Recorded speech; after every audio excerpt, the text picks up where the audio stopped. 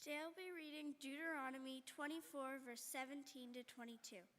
Do not deprive the foreigner or the fatherless of justice, or take the cloak of the widow as a pledge. Remember that you were slaves in Egypt, and the Lord your God redeemed you from there. That is why I command you to do this. When you are harvesting in your field, and you overlook a sheaf, do not go back to get it. Leave it for the foreigner, the fatherless, and the widow, so that the Lord your God may bless you in all the work of your hands.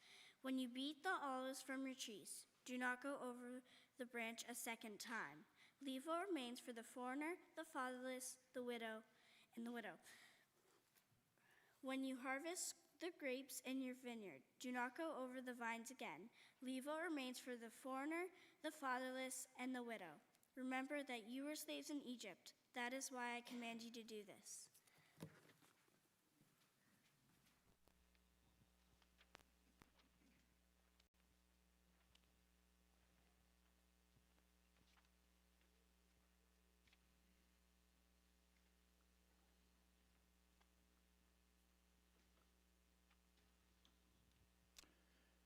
Good morning.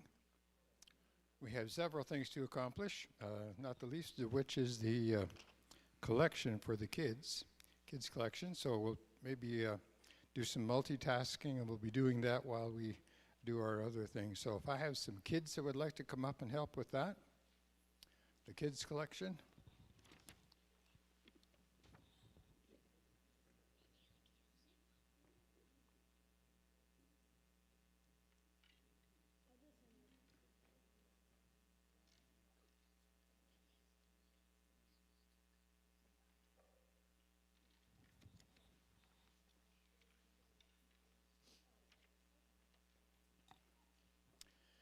Okay, while that's happening, if you have a birthday or an anniversary that you would like to mention, we'd love to celebrate it with you. So come on down.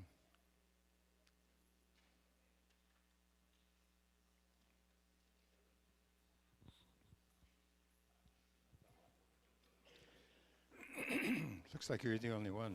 So you're going to have another speech here or something. I don't know.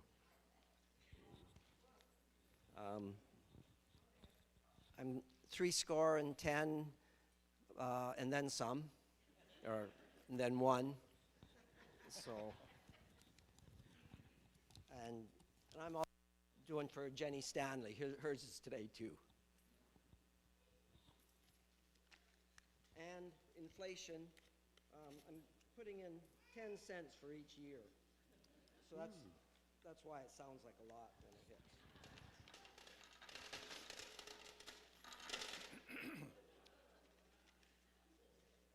Okay. Excellent. Happy birthday to you. To Jesus be true. May God richly bless you. Happy birthday to you. Thank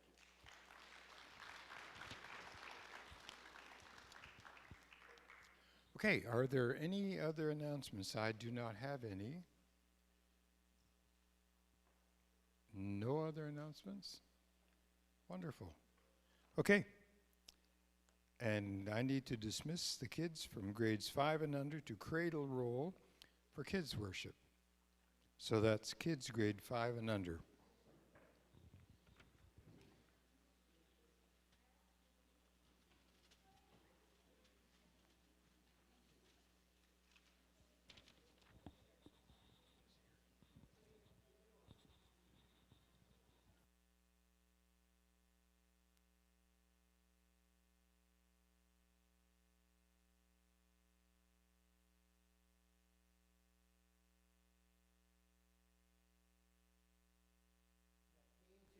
Our Friday Night Connect this past Tuesday. It was not on a Friday, but we did skating in Smithville, and that was an excellent time. It was had by all. 61 people were there to be part of some part of that event, so we certainly appreciate everybody coming to be a part of that. Which brings us to our next point, is that the February Friday Night Connect will be on a Friday, and we are looking for someone to host. And so I know Megan has described what that entails. You could do it here at the church building if you like, or if you have another off-site location that you think would be appropriate, considering the weather and all the other things that go into it. Let her know. She can provide supports in any level that you want. So Megan can provide some games that can be run as part of it. She could help with the devotional, or I can help with the devotional. So any part of it that you feel like, oh man, I couldn't do that part, you can have us help you with it and be a service to that. So we're looking for some hosts. There's a sign-up sheet just out that door, and you hang a left, and it's on the bulletin board there. You could sign up for that, or just talk to Megan or I for some more details. This Wednesday, we are starting something new that's going to be exciting. It's an opportunity for a community building experience as part of our midweek Bible study. So we are going to take the kids' classes up to and including Epic, and they are going to join with the adult class, and we are going to do some intergenerational spiritual formation stuff. And so it's going to involve the kids getting prepared for a job telling a Bible story to the adults, and the adults are going to be prepared to ask some good leading questions to help the kids kind of lead us through a story. And we are going to work our way through a survey of the Old Testament over the next 10 Wednesdays or so, leading us to study together and to learn from each other and to share stories and prayer concerns. It's going to be a really exciting time, and it's going to be a great opportunity for you to get to know some kids. So some of you may think, oh, I know a few of the kids. Well, it's a chance for you to get to know more. And what I think the even better opportunity is, it's a chance for the kids to get to know you. One of the most important spiritual formation experiences of my life was getting to know other adults other than my parents that shared this faith that I was exploring. And so, I knew my mom and dad. I knew how they embodied faith, but it was great for me to meet other people, to meet Bruce Robinson and get to know him better, and to meet Ralph and to meet others as I was growing up, people that were ahead of me and were kind of in a leadership role. For me to just get a chance to meet other people that were part of our church family. I spent 5 years teaching kindergarten with Karen Perry, and I got to know her on a level that I had never known her before as an adult. And so it's an opportunity for these connections to take place and all kinds of blessings to come as a result of that. And so if you've got any questions, you can come and see me about that. We're going to kick that off this coming Wednesday. So I'm looking forward to that.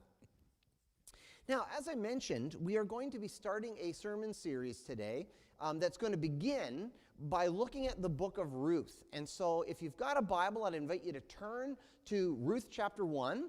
We're going to be exploring the book of Ruth in a different way. It's a nice short book. There's only 4 chapters. If you sat down, even if you weren't a great reader, you could read through the entire book of Ruth in probably 20 minutes. But rather than going chapter 1, 2, 3, 4 through the book of Ruth, instead what I want to do is maybe take the story of Ruth and turn it on its side, and we're going to look through the book through the eyes of a variety of different characters in the story. So we aren't looking at a specific section of the book of Ruth, but rather we are looking at the entire book through the eyes of a couple of the characters that you find there. Now, the book of Ruth is often thought of as this heartwarming love story, but like most Old Testament stories, it is largely misunderstood from its original context. And in fact, I think Ruth is tragically misunderstood. I think the lenses that we tend to bring to a book of Ruth get in the way of the actual meaning of the story and the significance of it. And we'll say a bit more about that this morning in our sermon. The story begins in the book of Ruth in a particularly dark time. And so if you've got the book open, chapter 1, verse 1, it starts with this phrase that's quite disturbing. It says, "In the days when the judges ruled, there was famine in the land." And so scholars think that the book of Ruth would land somewhere between Judges chapter 12 and 13. It kind of lands in that period of time. Now, it's important to note that the story of Judges is told for purpose and not as a chronology. And so there's no indication that the last couple chapters of Judges comes late or that the middle chapters come somewhere in the middle. Judges is a story that's written for a purpose, and likewise, so is Ruth. It's a dark time indeed. It's a time of chaos and moral ambiguity. It's a time when people weren't entirely clear. As the book of Judges says, it was a time when there was no king in the land, and everybody did just exactly as they saw fit, as they pleased. It was a time when the tribes of Israel were at war with their neighbors and with each other. It's a time when left-handed Benjamites would go in and kill fat Moabite kings. I'm going to move this down. It keeps thumping. There we go. Okay. So it's a time when left-handed Benjamites might kill fat. It's still doing it. I'll put it back up where I can hear it. All right. We'll just have to deal with it. Where were we? Oh, yes, fat Moabite kings. Yes. It's a time when military leaders would vow to murder the first thing that came out of their houses, a thinly veiled allusion to human sacrifice. It was a time when strong, long-haired so-called heroes killed more people by dying than they ever did by living. And during this terrible time, a terrible famine came into the land. A famine that had been coming for a long time. A famine predicted by Moses way back at the end of the book of Deuteronomy. So if you've got your finger in Ruth, you can flip back to Deuteronomy chapter 32. In Moses' final address to the people of Israel, he predicted that if they abandoned the one true God, I will hide my face from them, he said, and see what their end will be, for they are a perverse generation, children who are unfaithful. I will heap calamities on them and spend my arrows against them. I will send a wasting famine against them, a consuming pestilence, and a deadly plague. I will send against them the fangs of wild beasts, the venom of vipers that glide in the dust. In the street, the sword will make them childless. In their homes, terror will reign. Young men and young women will perish, and infants and those with gray hair. I said I would scatter them and erase their name from history. The tragedy of the story is that Israel had abandoned the one true God. They had forgotten who they were. They had forgotten the story that they were a part of and the role that they had to play. They had forgotten the promises of God, and so they responded in a way, and so he responded in a way that he said he would. Now, it's important to make sure that we understand the motivations of God here, that God's not vindictive or petty in some way, petulantly saying, well, okay, if you're going to turn your back on me, I'm turning my back on you. I'm going to take my ball and go home. God wants to restore his people to relationship with him. God wants to rejuvenate his people, and he knows that he can do that through their having a healthy dependence on their God. And so God creates situations. God uses famine, though he never intends it. God uses famine, and terrible famine that has settled onto the promised land, as a way to get them to come back, as a way for them to rediscover their dependency on God. It's a famine that's severe enough. It's severe enough to make a man forget his own commitments and his own inheritance. In the very first verse of this book of Ruth, we meet a guy named Elimelech. And we'll get to that in a minute. We meet a guy named Elimelech. And he is a guy that, when in crisis, does not move closer to God, but instead he moves even further away. Elimelech, we're told, doubles down. And he doesn't just move to a different county or a different village. He moves to a different country. Not just a different country, but a country that is Israel's enemy. He abandons his citizenship to become a foreigner in the city of Moab. He abandons his inheritance. and he abandons his extended family. And this is where I have a big problem with the way Sunday school curriculum typically tells the story of Ruth. It's usually told with cute pictures and lovely little details that remind me of Hallmark movies. And this is a point I'm going to hit pretty hard today. The Story of Ruth is not a Hallmark movie. Read it. It's not a Hallmark movie. It was never intended to be that. And in fact, when we treat it like that, we miss the point of the story entirely. So when I go looking for images to throw into my PowerPoints when I prepared this sermon, all I found are these ridiculous pictures. So we have here Elimelech and his two boys who are shirtless for some reason, and Naomi, and they're waving goodbye. Like, goodbye, see ya, we're leaving the country to go join the enemies of Israel. Like, goodbye, maybe we'll come back if we aren't dead. So the best picture I could come up with was black and white, which means it was probably shot at the time, I guess. I don't know how far back these pictures go, but this wasn't a joyful parting. This was a desperate choice. And what Elimelech and what Naomi must have decided is we have a choice between certain death and a hopeless future. And so they picked the best of two horrible circumstances. And of course, if you know the story, you know that it doesn't go well. It doesn't end nicely. You've got Elimelech dies, and the two Moabites, the two sons that have married Moabite women also die, leaving behind a story with three widows, three very vulnerable people in the eyes of the ancient Near East.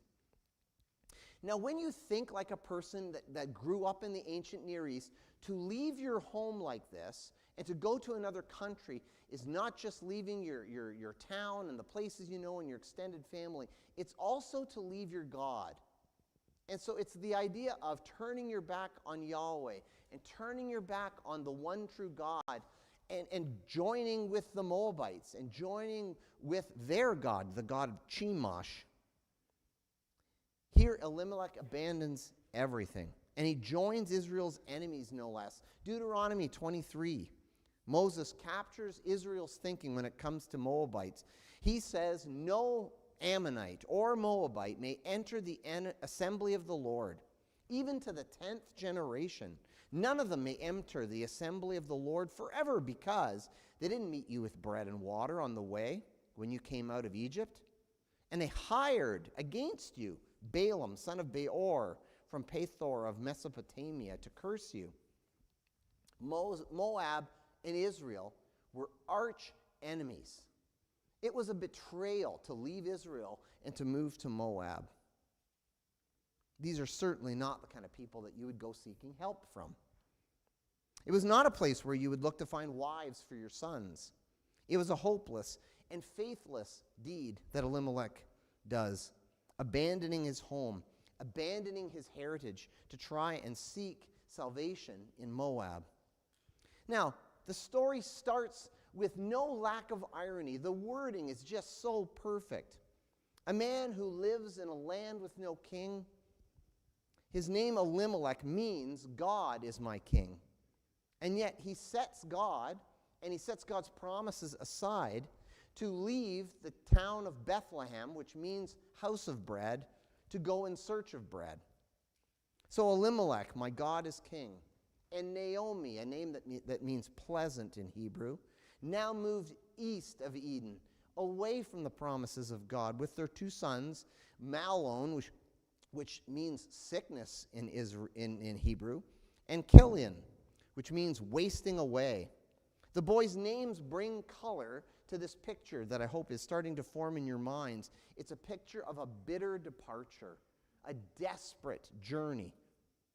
It was a desperate move. Elimelech and Naomi must have thought that they were choosing between death and death. So this morning I want to ask, before we go on, are you there? I hope you're not as desperate as Elimelech and Naomi. And I hope you're not ready to abandon your faith and abandon the support of your family because of the hardship that you have suffered in 2023 or in the past few years. But maybe you've been there. Maybe you've been to these desperate places that call for these desperate choices. Maybe you've suffered grievously. And I hope there is a word of hope, not just this morning, but through this series as we look at the book of Ruth. Even in smaller struggles of life, we've all felt cut adrift at times. But God is the one who remains close, even when he feels far away. God is always close to the brokenhearted. God remains close to the desperate, even when we move away.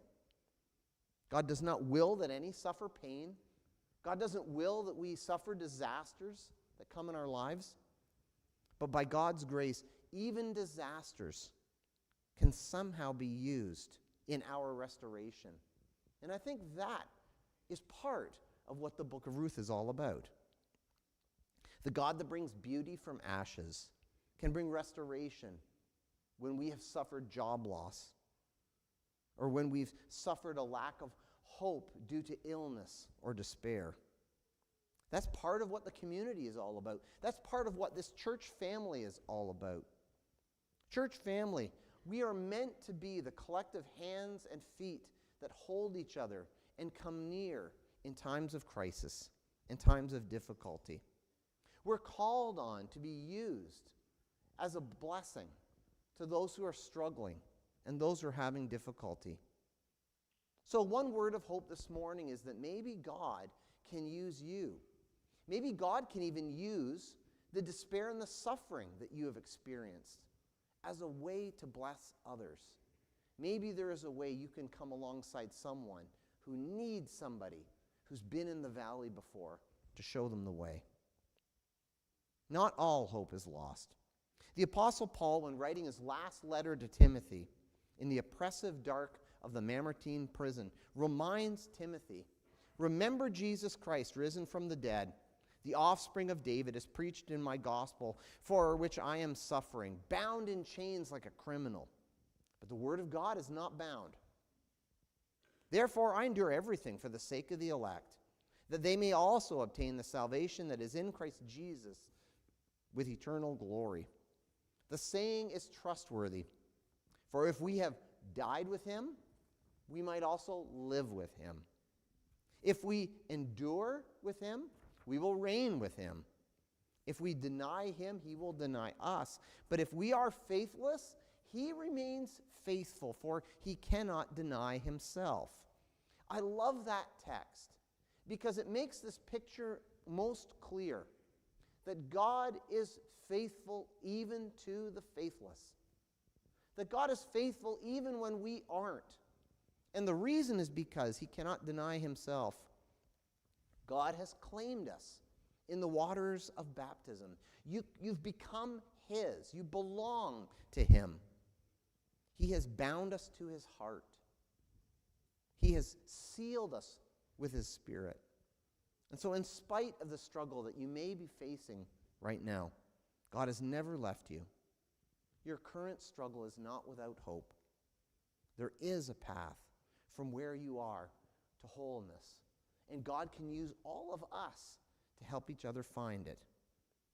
When God looks at you, he sees Jesus and not your mistakes and not your shortcomings. He sees his beloved Son. Even in the story of Elimelech's loss of faith, not all hope is lost. There is another character in this story that reminds us of what God does when things get tough. When Ruth and Naomi return to Israel, they are devastated. And we'll talk a little bit more about that during our adult class today.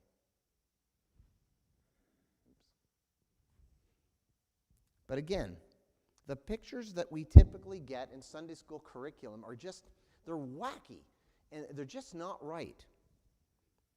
So when they return, the picture you typically get is this, where you've got,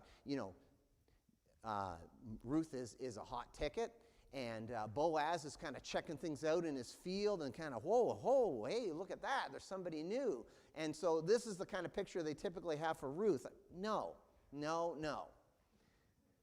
I do like this one, though, because there is some parts of this story this picture that I do think works. So over here you've got, oh, Naomi, hey, you're back after, joining our enemies. And, oh, your husband and your 2 sons are dead. What a surprise. So that didn't go well when you just abandoned God and left our country and joined our enemies. That part of the picture is probably most inaccurate. But the other side of the picture, though, I think nails it. Yeah, that's the vibe. That is definitely the vibe that we would get in this story. When Naomi and when Ruth return to Israel, Ruth comes, and we keep forgetting this, Ruth's a Moabite. Ruth is a Moabite. Ruth is an enemy of Israel. And so as they're entering town, I don't think there were smiles and back slaps and, hey, great to see you. I don't think that was part of the picture. But I do think this was part of the picture. What is that? Who is this that's come with Naomi? Where's she from? It wouldn't have taken long for them to figure out that Ruth's a Moabite. And that's not going to fly, not easily. So they return. And maybe they returned even to the home where Naomi used to live. Or perhaps they were squatting in some other abandoned building as they first got started. But to fill this picture in accurately, they are desperate. They're so desperate that Naomi doesn't join Ruth in collecting grain. She just simply can't do it. She couldn't gather enough grain to be of any service at all. And Ruth has to leave her at home and go on her own to collect food. Now, the good news is it's the beginning of the harvest season. And so it's the time when the first barley crops are beginning to be collected off of the field. And in our reading this morning that Ali gave to us, we read of a place in Deuteronomy 24 that reveals God's heart for the outsider. It's a place where Torah commands landowners to leave the edges of their fields to the poor. It's the equivalent of a Bible Times welfare system, and just making some allowances for the poor. The edges of the fields, they were not meant to be wringed out of every last grain of barley. The land was not supposed to be squeezed for every last drop of what it had. Torah says there's enough. Torah says there's enough. We don't need to squeeze everything out. There's enough so that the poor can eat too. When the harvesters pass by and they collect the sheaves, they don't need to gather everything. When they're binding the sheaves of grain, if something falls out, you don't need to go back and collect it. Just leave it for the poor. Leave it so the poor will have something, so that they can pick up what is left behind. And in chapter 2 of the book of Ruth, we meet a man named Boaz. And the best picture I could find is something like this. Boaz is a wealthy landowner at the end of a famine. And so you don't get to be in that position and be a young man. It's very likely that Boaz was at least a generation older than Ruth, possibly more. The Jewish Midrash guesses that Boaz is 40 years older than Ruth. And when he sees Ruth, he's intrigued, not because she's a hot ticket, but he's intrigued because she's a Moabite. What's this Moabite doing here? And next week we'll talk a little bit more about Ruth and Naomi and their role in this story. But Boaz asks, who is this woman? And it's literally in the Hebrew, he says, who does this woman belong to?